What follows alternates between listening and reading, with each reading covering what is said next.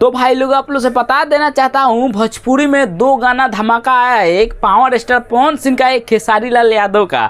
Power star Pawan Singh का गाना का नाम है एके ओढ़निया है। इस गाने को पोस्टर को 1-1.5 महीना पहले लॉन्च किया गया था, बाकी गाना अभी आया है। खेसारी लाल यादव का गाना का नाम है सजानवा।